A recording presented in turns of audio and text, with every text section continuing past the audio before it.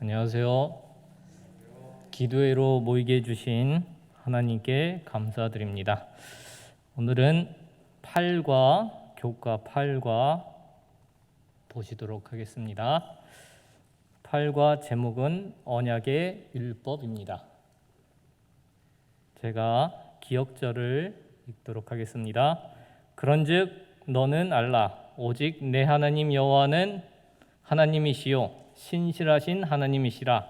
그를 사랑하고 그의 계명을 지키는 자에게는 천대까지 그의 언약을 이행하시며 인애를 베푸시되.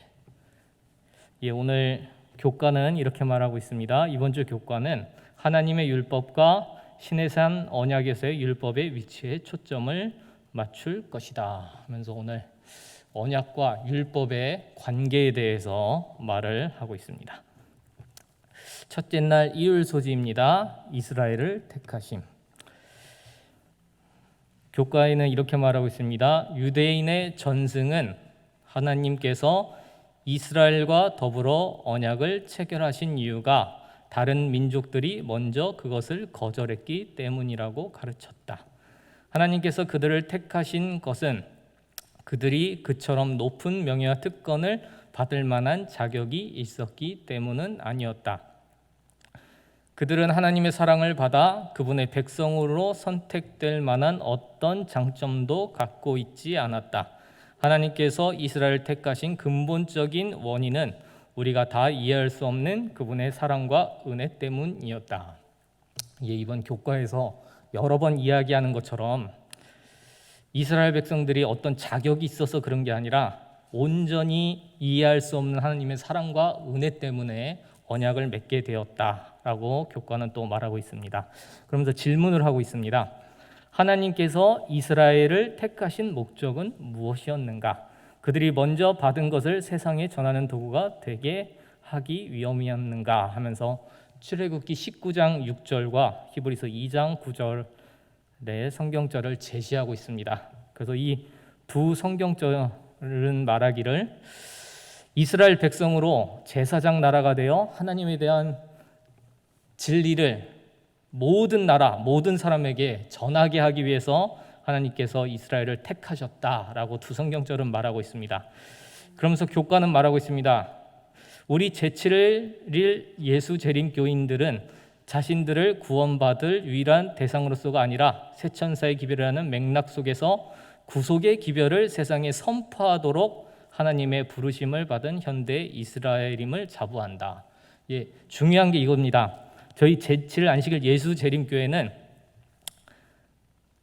구속의 기별을 세상에 선포하도록 저희가 자부한대요. 저희가 자랑하는 게 진리를 가지고 있다, 이게 자랑하는 게 아니라 선포하는 걸 자랑한다고 말하고 있습니다. 재림교회 시작이 그러하였습니다. 저희 다 아시는 분이죠. 저희 재림교회 선지자인 화입 부인인데, 화입 여사인데, 이분이 이제 하나님께 계시를 처음 받았을 때 아주 병약한 35kg밖에 안 되는 17살 소녀였습니다.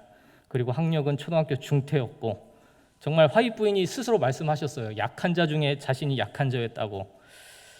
그런데 그 약한 자를 하나님께서 택하신 것보다 더 중요한 게 뭐냐면은 바로 화입 부인은 그 받은 것을 전한 것입니다. 그래서 마지막 시대의 선지자가 되었습니다. 이 전에, 화입 부인 전에 저희가 아는 것처럼 하나님께 계시를 받은 두 사람이 있었습니다. 바로 윌리엄 포이와 헤이즌 포스였습니다. 화입 부인과 마찬가지로 계시를 받았어요. 화입 부인보다 먼저 계시를 받았어요. 근데 이들은 선지자가 되지 못했습니다. 마지막 남은 자가 되지 못했습니다. 그 이유는 진리를 받지 않아서가 아니라 진리를 받고도 그것을 두려워해서 전하지 않았기 때문에 마지막 선지자가 되지 못한 것입니다. 이 사람들도 받았어요. 받은 게 중요한 게 아니라 전한 게 중요한 겁니다.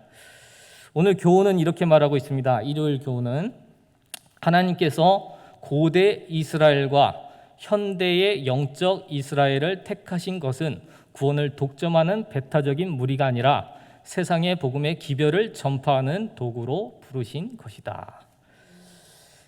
진리를 가진 자가 남은 무리가 아니라 가진 진리를 세상에 전하는 자가 남은 무리다라고 교과는 말하고 있습니다. 무슨 재림교회 무슨 기별을 알고 무슨 기별을 뭐 또 들었고, 요거는 재림교인이 아니라고 말합니다. 재림교인은 그 기별을 말해야 된다, 전해야 된다, 보여야 된다, 이렇게 말하고 있습니다. 가지고 있는 거로는 재림교인이 아니다, 남은 무리가 아니다, 전해야 남은 무리다 라고 말하고 있습니다. 월요일 소지입니다. 제목은 결속을 굳게 해주는 율법입니다.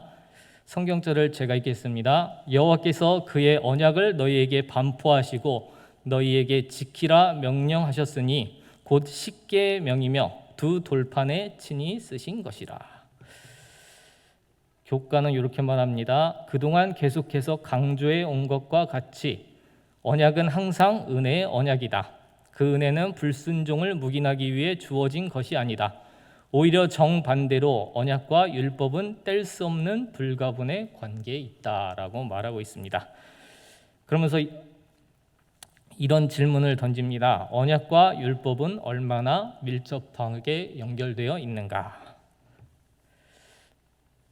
그에 대한 답으로 다음과 같이 말합니다. 언약이 무엇인지 생각해 볼 때 율법이 언약에 있어서 필수적인 부분이라는 생각은 합당한 것이다. 만일 우리가 언약을 하나의 관계로 이해한다면 이러저러한 종류의 규칙과 경계가 있어야 할 필요가 있다. 구체적이고도 명확하게 표현된 경계와 규칙이 없다면 결혼관계나 우정이나 사업상 동업의 관계가 얼마나 오래 지속될 수 있겠는가? 남편은 다른 여자를 사귀고 친구는 다른 친구의 지갑을 마음대로 가져다가 사용하고 사업상의 동업자는 상대방에게 말 한마디 없이 그들의 사업에 다른 사람을 불러들인다고 생각해 보라. 이러한 행동은 규칙과 법률과 원칙에 어긋나는 행위이다. 그렇기 때문에 경계가 있어야 하고 선이 그어져야 하며 규칙이 정해져야 하는 것이다. 이처럼 할 때만 관계는 유지될 수 있다. 모든 관계에서 규칙이 필요하듯이 하나님과의 관계에서도 율법이 필요하다는 말을 하고 있습니다. 그리고 교훈은 이렇게 말합니다. 계약에 있어서 아무런 규칙이 없다면 그 관계는 오래 지속될 수 없다. 따라서 당신의 율법을 지키라고 하신 하나님의 요구는 오늘날에도 유효하다. 화요일 소지입니다. 언약에 있어서의 율법. 성경절을 제가 읽겠습니다. 이스라엘아, 내 하나님 여호와께서 내게 요구하시는 것이 무엇이냐? 곧 내 하나님 여호와를 경외하여 그의 모든 도를 행하고 그를 사랑하며 마음을 다하고 뜻을 다하여 내 하나님 여호와를 섬기고 내가 오늘 내 행복을 위하여 내게 명하는 여호와의 규례와 명령과 규례를 지킬 것이 아니냐. 신명기 요 말씀 보면 이렇게 말하고 있습니다. 행복을 위해서는 여호와의 명령과 규례를 지켜라, 이렇게 말하고 있습니다. 그리고 교과는 이렇게 말합니다. 율법, 토라는 도덕적, 국가적, 사회적 및 종교적인 것을 망라한 하나님의 모든 가르침을 지칭하기 위해 사용될 수 있다.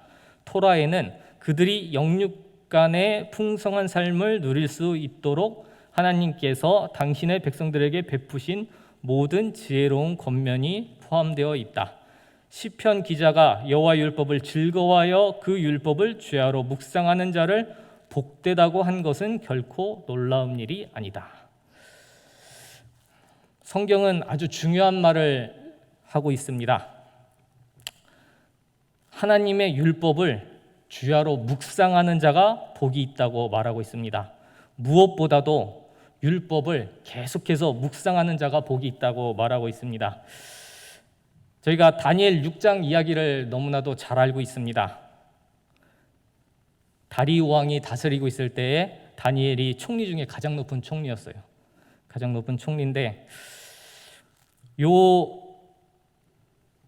다니엘을 싫어하는 무리들이, 이 사람들은 어떤 무리냐면은 세상의 법을 묵상하는 사람들이에요. 그래서 자기 유익을 위해서 세상의 법을 막 묵상해요. 내가 어떻게 하면 저 다니엘을 좀 끌어내려가지고 내가 높은 자리에 올라갈까 하면서 막 법을 막 뒤져봐요. 어떻게 하면 내가 다니엘을 끌어내릴 수 있을까? 세상의 법을 막 묵상했어요. 그와 다르게 다니엘은 뭐한 사람이에요? 하나님의 법을 묵상한 사람이에요. 그래서 요 사람들이 드디어 세상의 법을 묵상한 결과 한 가지 방법을 찾아내요.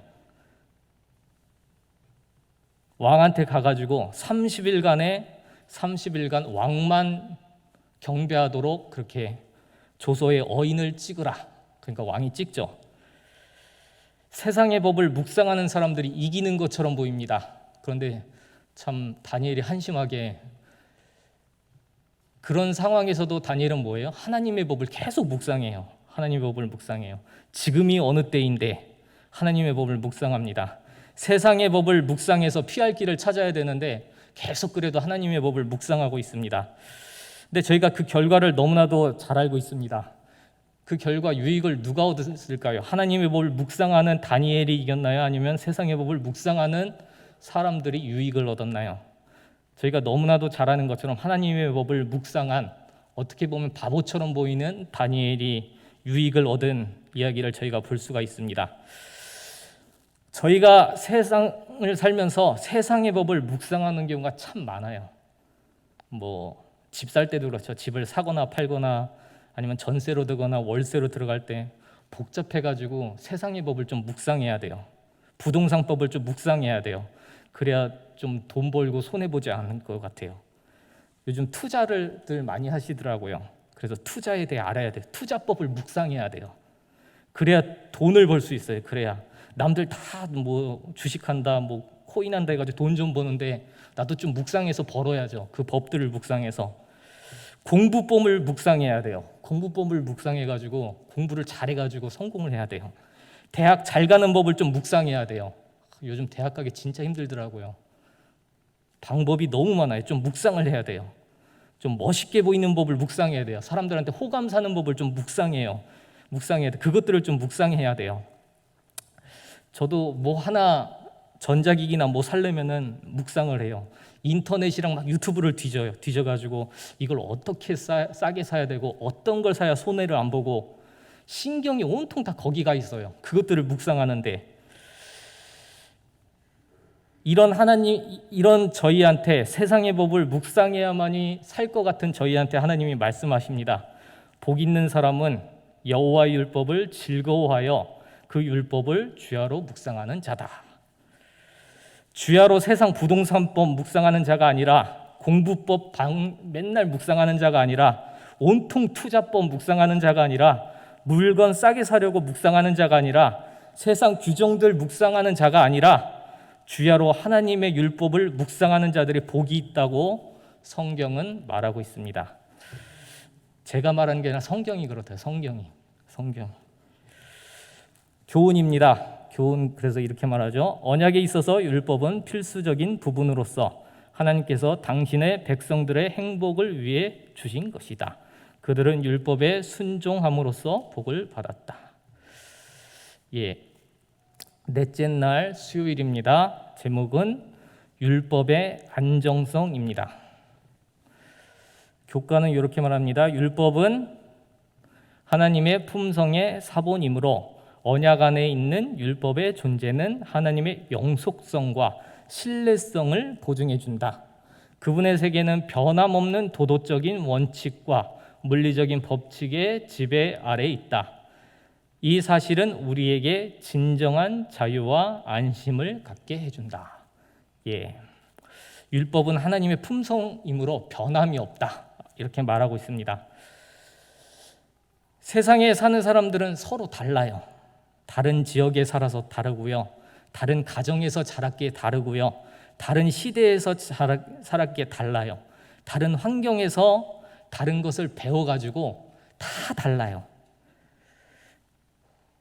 제가 이거를 어디에서 구했는데요. 참 재밌더라고요. 이게 엎어라 뒤집어라 아시죠?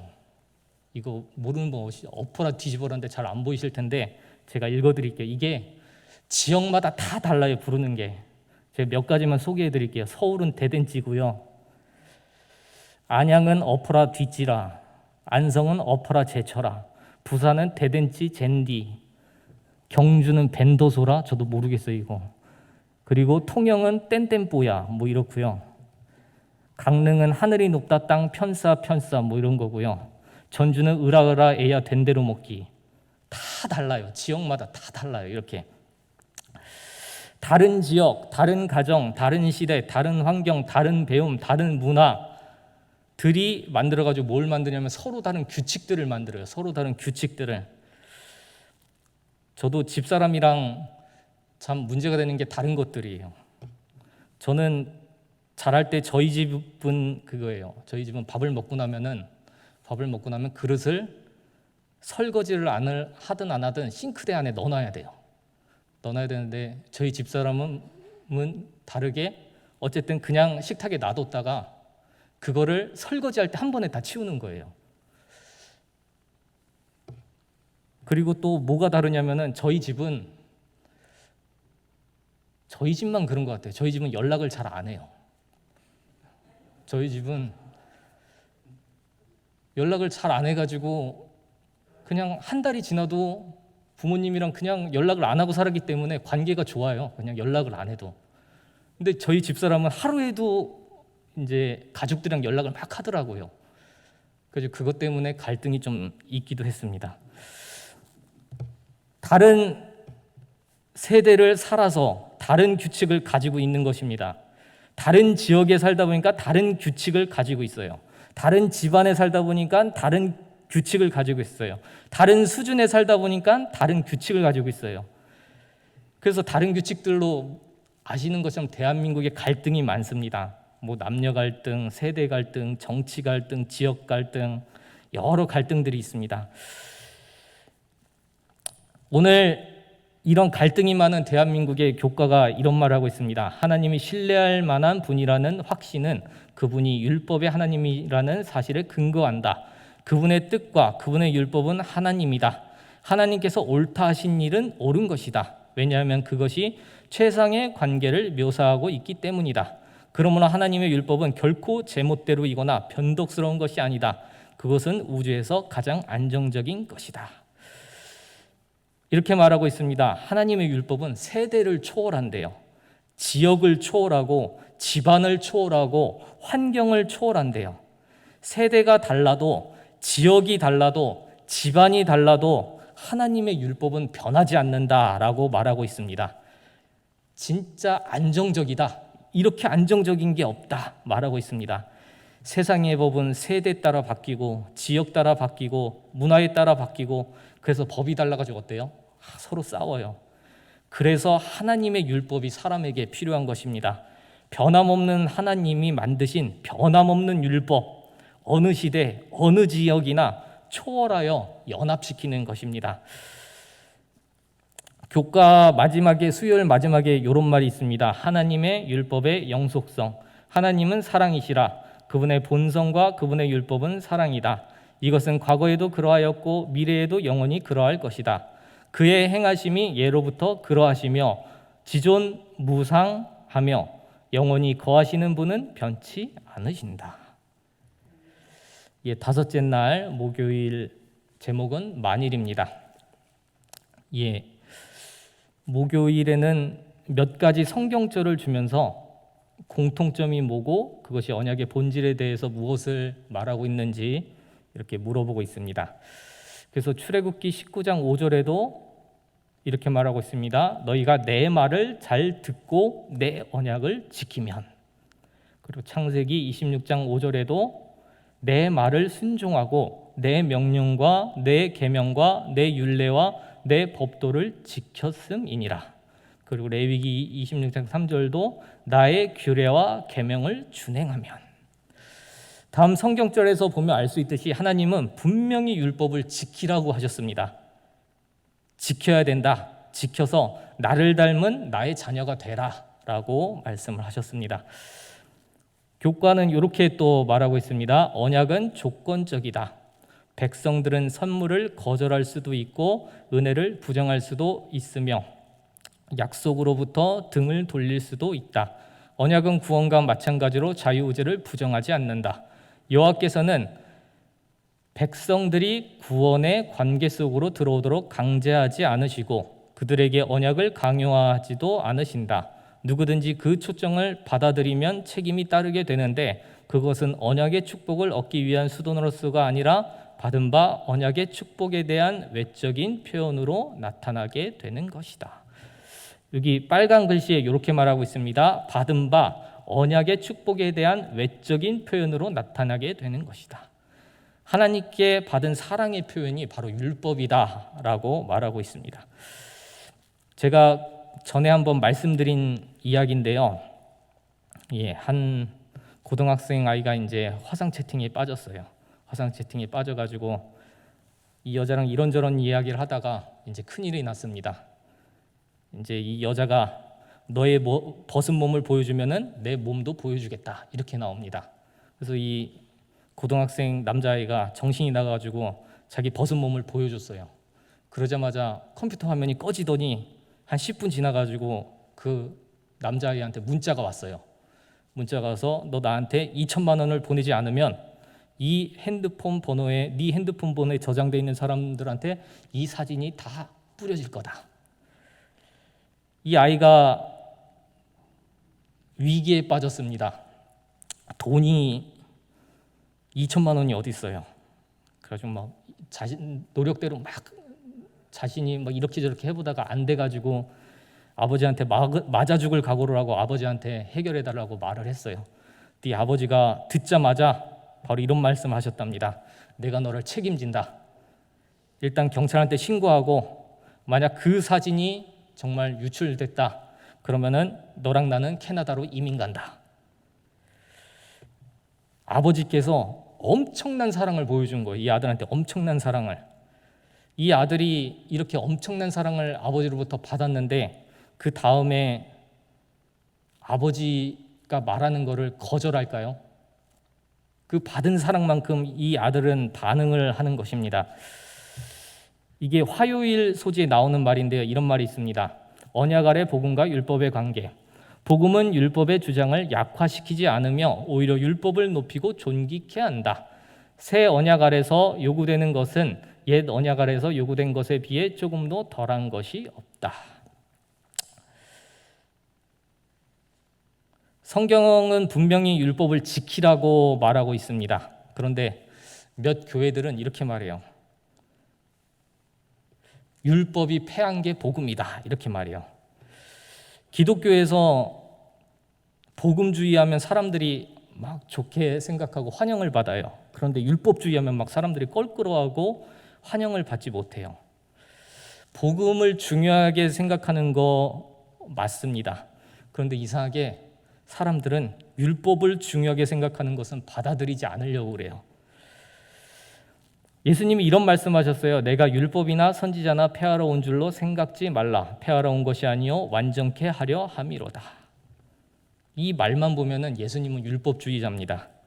율법을 중요하게 여기시는 율법주의자셨습니다.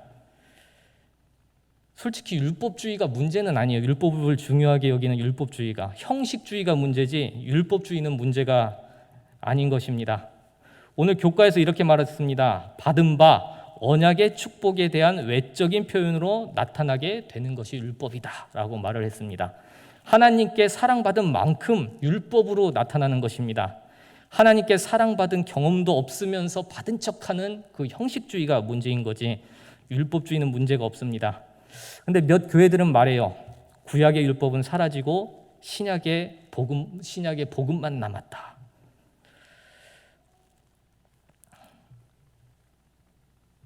이게 말이 되는가요? 예수님은 분명히 이렇게 말씀하셨습니다. 내가 아버지의 계명을 지켜 그의 사랑 안에 거하는 것 같이 너희도 내 계명을 지키면 내 사랑 안에 거하리라. 예수님이 분명 말씀하십니다. 계명과 사랑은 뗄 수 없는 거다. 율법과 복음은 항상 함께 가는 것입니다. 율법만 있거나 복음만 있거나 그거는 말이 안 되는 것입니다. 몇 교회들은 주장합니다. 율법은 패했다. 그리고 복음만 남았다. 율법은 마쳤고 복음만 남았다. 율법은 버리고 복음만 외치고 있습니다. 그런데 그렇게 율법을 버린 교회들의 진짜 사랑이 있나요? 그런 교회들의 복음만 외치는 교회들의 진짜 복음이 있나요? 그들도 사랑이 있기는 있어요. 변형된 사랑, 이기적인 사랑만 남았습니다. 자기만 사랑하는 이상한 사랑만 남았습니다. 율법을 버리니 이기적인 복음만 남았습니다. 복음은 나만 사랑하는 게 복음이 아닙니다. 남을 사랑하는 게 복음입니다. 사랑을 받은 사람들은 다른 사람을 사랑하기 위해 율법을 지킵니다. 하나님의 사랑을 받은 사람, 십자가의 사랑을 깨달은 사람들이 마침내 보이는 것은 사랑에서 율법을 지키는 것입니다. 저희 집사람이 아기를 임신했을 때 아기를 사랑해서 여러 가지를 지켰어요. 음식을 철저히 지켰어요. 과일 많이 먹고 튀긴 거, 밀가루 음식 피했어요. 그래서 고구마만 엄청 먹더라고요. 아기를 위해 눈도 지켰어요. 드라마 이런 거 안 보고 재미있는 성경 이야기 봤어요. 귀도 순종했어요. 음악도 가능하면 찬미가만 들었어요. 자기 정욕대로 하지 않는 법을 지켰어요. 그것이 뭐예요? 사랑이에요. 사랑의 율법을 지킨 것입니다. 저희가 아는 율법 그런 거 있잖아요. 저희 아는 십계명 사랑입니다. 이웃사랑, 우상숭배, 안식일, 거짓말, 도적질 하지 마라. 이게 뭐냐면 사랑입니다. 내 정욕 버리고 사랑하는 것입니다.